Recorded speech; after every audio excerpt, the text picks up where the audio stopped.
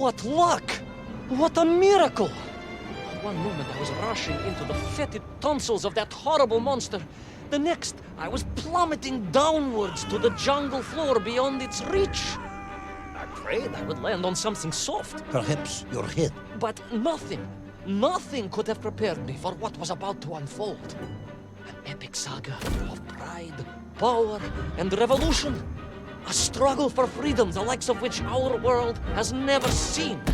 And it happened like this.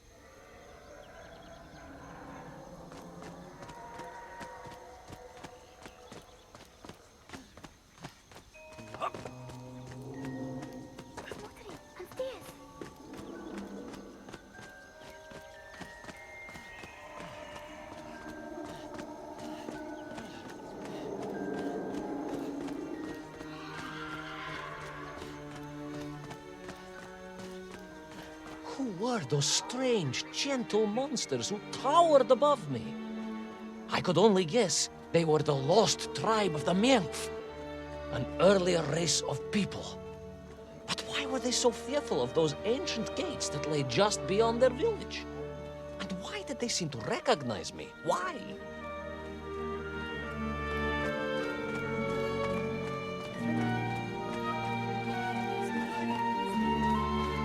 Yes, I'm also wondering why. Ну а как же, генерал? Who was I to question such things? Trapped as I was deep underground. I was more curious, I must admit, about the location of little Orpheus.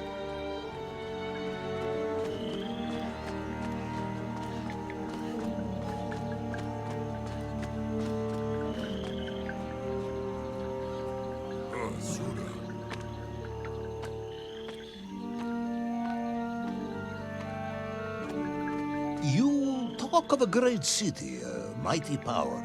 Yet your nymph squatted like savages in huts at its boundary. They did. And the answer to that mystery lay beyond my grasp at that point.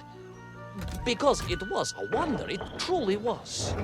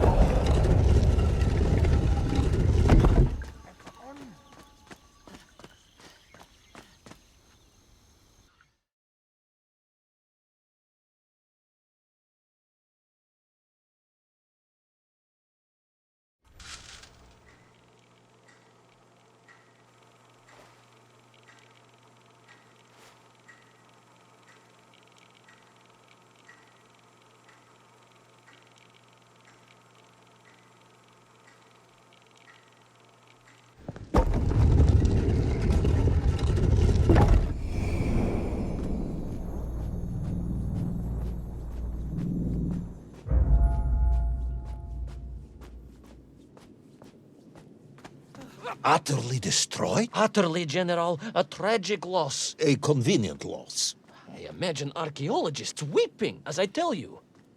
But most importantly, before we continue, you must understand one crucial fact about its destruction. Which is? It wasn't my fault.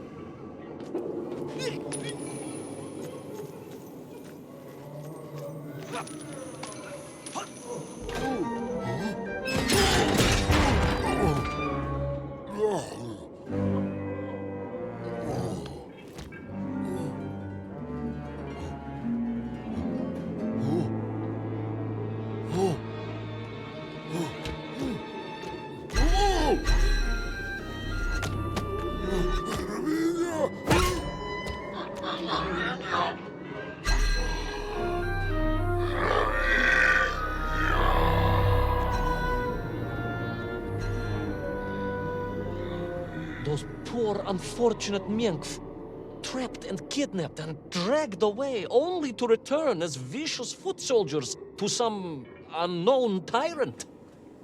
And yet, there was something familiar about the shtukovna they were forced to wear on their heads, which I was sure were being used to control and enslave them. And what was that? General, it curiously resembled the radio sets I used to tinker with as a child. Radio sets? It was very curious. It was very curious. It was extremely curious.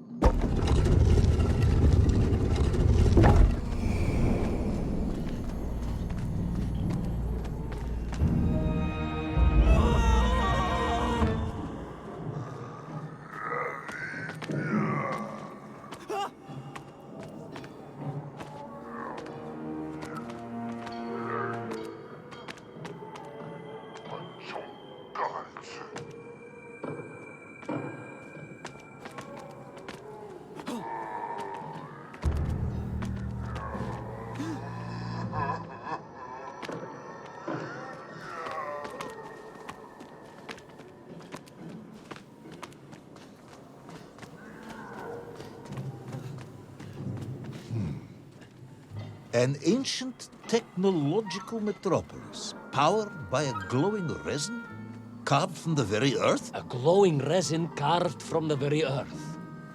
Do you see, General? I fear you are about to enlighten me.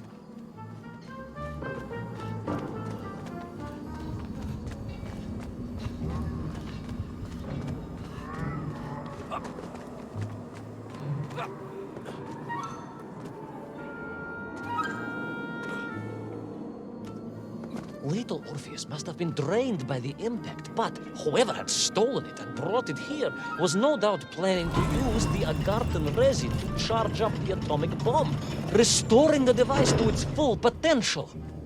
What sort of man would come up with such a monstrously reckless scheme? Perhaps the type of man who has such limited understanding of atomic energy that he thinks an ancient metropolis can be powered by shiny marbles.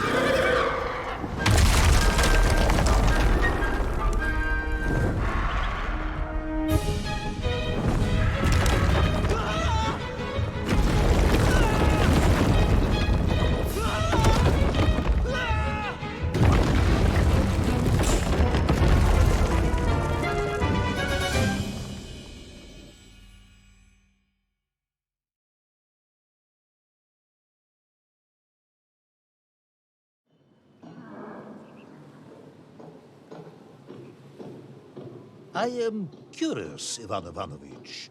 You talk and talk about this great subterranean city. Yet what you describe sounds strangely familiar. It does in some way bear an uncanny resemblance to the glorious architecture of Comrade Alexei Dushkin. Wouldn't you agree? Нет, General. I have never heard of this great Tavarish Dushkin or his works. Interesting.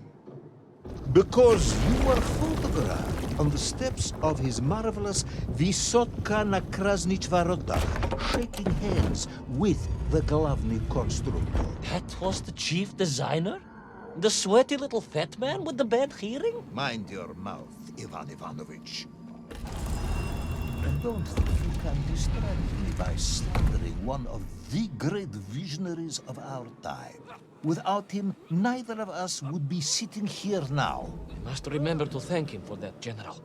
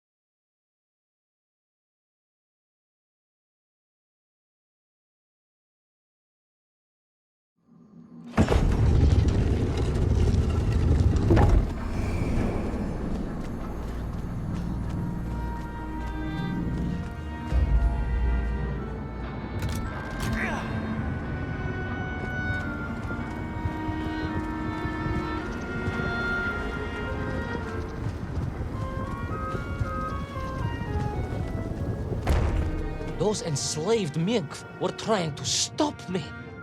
I was sure of that now. I find myself sympathizing with them, I must admit. No, General, then I have failed to win you over. Uh-huh. A point of agreement at last.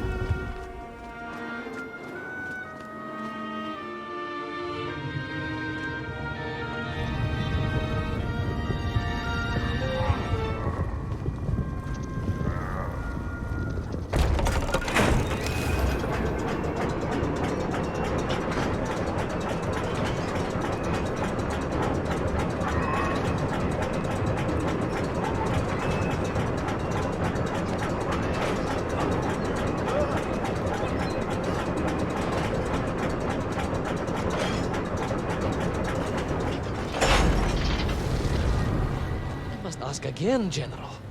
Are you mocking me? That would be unprofessional, comrade. I will try harder to convince you then.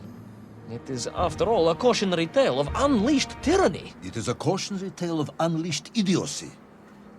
But please, do continue.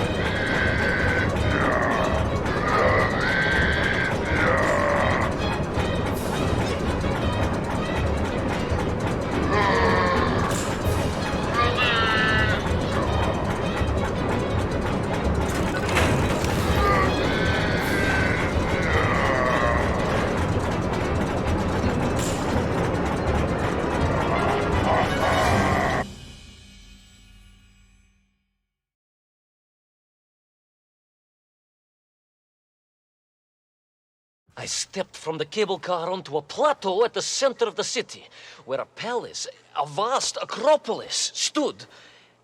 I was reminded of Chelyabinsk Sorok. May I ask how you know of Chelyabinsk? My Aunt Masha was a traveling tinker who married a beef investigator from Zlatoust. She told me of a secret but wonderful city in the west. An edifice of sheer power, humbly serving the will and needs of the people. Yes, unfortunately, that story didn't end so well. No. That's what Auntie Marcia told me. And perhaps that is why I was also reminded of it. Because the moment I touched the floor in that place, I could tell something was very, very wrong.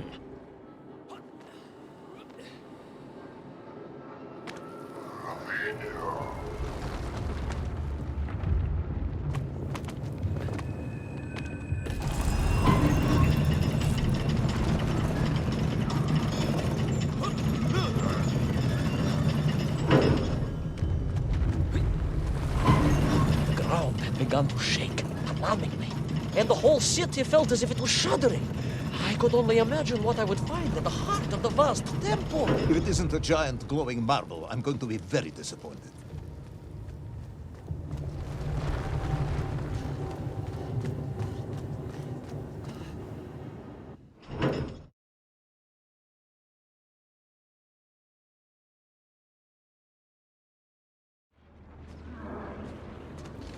A huge resin sphere that overshadowed all of the others. I caught glimpses through the twisted architecture. And it was then I saw him. Him, the thief? The enslaver, the tyrant, sucking the power from this wondrous city as he drained the very lifeblood of the ancient civilization and drew it into the atomic embrace of little Orpheus. With a song in my heart, I raced onwards to stop him.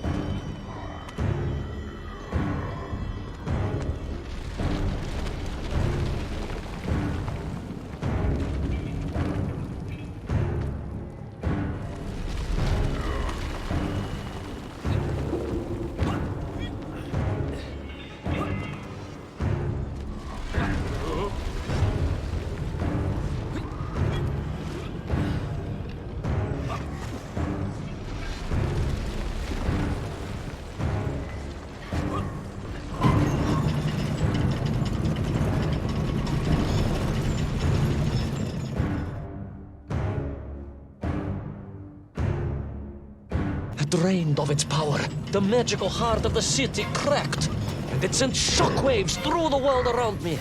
A true monster general, willing to bring down the mountain itself upon Agatha and bury it forever in his ruthless scheme. I could not save that wondrous place, General, to my shame and regret. But I resolved myself to avenge the Milk, to recapture little Orheus, and to bring that tyrant to justice.